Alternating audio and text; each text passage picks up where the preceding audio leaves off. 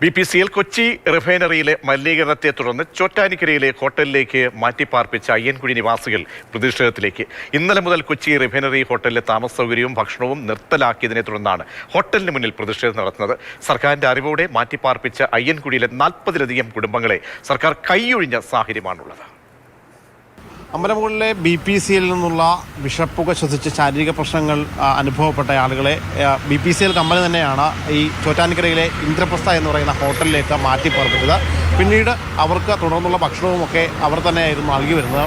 ഒറ്റ ദിവസം കൊണ്ട് അത് പൂർണ്ണമായിട്ടും ഇല്ലാതായൊരു സാഹചര്യമാണ്. ഇതേ തുടർന്നാണ് ഇപ്പോൾ ആ കുടുംബം 26ഓളം കുടുംബങ്ങൾ ഇവിടെ ഇപ്പോൾ സമരം ചെയ്യുന്നത്. നിലവിൽ ഇപ്പോൾ എന്താണ് സാഹചര്യം? ഞങ്ങളെ ഇവിടെ കൊണ്ടുവന്നിട്ടിട്ട് ഇപ്പോൾ ഒരു 51 ദിവസം ഇന്ന്.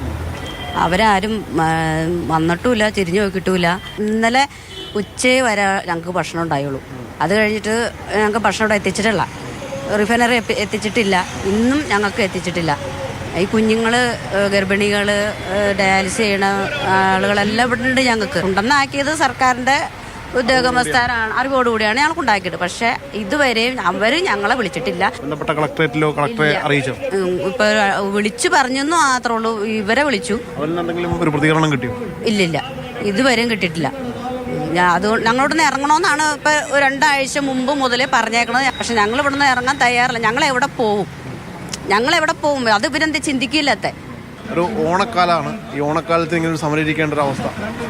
ഓണക്കാലത്ത് ഇന്നലെ ഞങ്ങൾ അർത്ഥമായിട്ട് പോലും ഞങ്ങൾക്ക് ഇന്നലെ ഞങ്ങളെ പട്ടിണിക്ക് ഇടുവാണ് ചെയ്ത കമ്പനി. ഉച്ചയ്ക്ക് മാത്രമേ ഞങ്ങൾക്ക് ഭക്ഷണം തന്നുള്ളൂ. പിന്നെ ഞങ്ങൾക്ക് ഉച്ച കഴിഞ്ഞ് ചായയോ അതുപോലെ വൈകുന്നേരത്തെ ഭക്ഷണമോ വരാതെ ഞങ്ങൾ മിക്കവരും തന്നെ ഇന്നലെ ഞങ്ങൾ പട്ടിണിക്കായിരുന്നു ഞങ്ങൾ കിടന്നിരുന്നത്. കാരണം ഇത്രയും കൊടും കുരുത ഒരു സർക്കാരിൻ്റെ ഭാഗത്തുനിന്ന് ഒരു കമ്പനിയുടെ ഭാഗത്തുനിന്ന് ഉണ്ടാവുക എന്ന് പറഞ്ഞാൽ അത് ജനങ്ങളെ കൊന്നെടുക്കാൻ തുല്യമാണ്. തൊട്ടിപ്പുറത്ത് ഒരു ഗർഭിണിയായ ഒരു യുവതി കൂടിയുണ്ട്. നിങ്ങൾ ഇവിടെ തന്നെയാണോ താമസിക്കുന്നത്? ഞങ്ങൾ ഇവിടെ തന്നെയാണ് താമസിക്കുന്നത്. എന്താണ് നിങ്ങളുടെ ഒരു ആവശ്യം? അപ്പം ഞങ്ങളുടെ ആവശ്യം ഇവിടുന്ന് എങ്ങനെയെങ്കിലും സ്ഥലമൊക്കെ എടുത്ത് ഞങ്ങൾക്ക് നല്ലൊരു വാസയോഗ്യമായ വീട് എങ്ങനെയെങ്കിലും കിട്ടണമെന്നാണ്.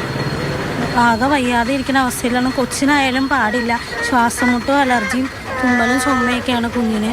അപ്പോൾ ഞങ്ങൾക്ക് എങ്ങനെയെങ്കിലും ഇവിടെ നിന്ന് മാറി നല്ലൊരു ഷെൽട്ടർ കിട്ടി സുഖമായിട്ട് ജീവിക്കണമെന്നാണ് ആഗ്രഹം. എന്തായാലും പലതരത്തിലുള്ള ശാരീരിക പ്രശ്നങ്ങളും ബുദ്ധിമുട്ടുകളും ഒക്കെ അനുഭവിച്ചതിൻ്റെ പേരിലാണ് സർക്കാർ അടക്കം ഇടപെട്ട് ഇങ്ങോട്ടേക്ക് മാറ്റിയത്. പക്ഷേ ഇവിടുത്തെ ഈ ഒരു അവസ്ഥ പെട്ടെന്ന് ഈ ഒരു താമസ സ്ഥലവും അവരുടെ ഭക്ഷണവും ഒക്കെ ഇല്ലാതാക്കുന്നൊരു നടപടിയാണ് ഇപ്പോൾ ഉണ്ടായത്. അതും പ്രത്യേകിച്ച് ഈ ഒരു ഓണക്കാലത്ത് കൃത്യമായ രീതിയിൽ സർക്കാരിൻ്റെ ഒരു ഇടപെടൽ ഉണ്ടായേ മതിയാകും. ജോയ്സിയാറിനൊപ്പം ശ്യാമപ്രസാദ് ഉത്തമൻ, മാതൃഭൂമി ന്യൂസ്, കൊച്ചി.